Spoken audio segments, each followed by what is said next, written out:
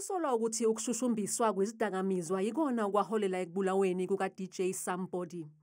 The information indicates that the applicant is active in the illicit drug trade and that the killing of the DJs was connected to this.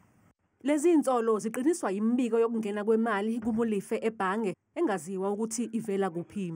Applicant predominantly receive cash deposit with no identifiable sources of these funds.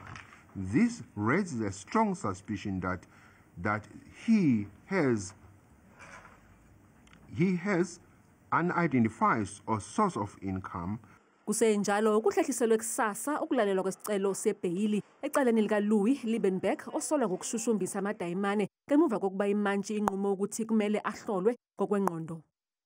uLiebenberg ube nempikiswano evuthayo nemantshi mayelana nokuzunywa kwakhe kuba vele enkantolo ngenyanga yedlule. I am still speaking, sir. Oh, so it's confabulation, as Mashrangu said the previous time. The court is speaking. When I'm speaking, allow me to finish, and then you can put up a stop street.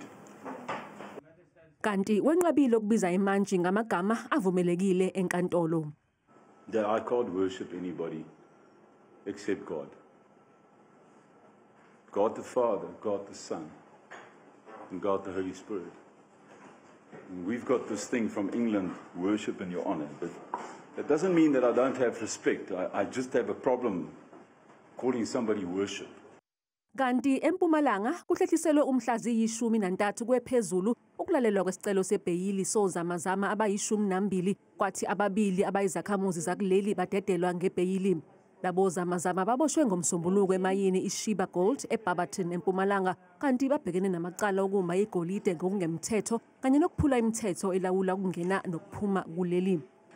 Case number 20 and 21 in custody, your bail is fixed at 2,000 rand each, normal bail conditions, meaning that on the 13th of August 2025, you must be at court. Failure to do so, a warrant for your arrest will be authorized and you'll be arrested. Basaqhubeka nokuphuma emathunjini omhlaba abanye ozamazama ebebevaleleke emgodini kanti amaphoyisa ayiqaphe ngeso lokhozi lemayini.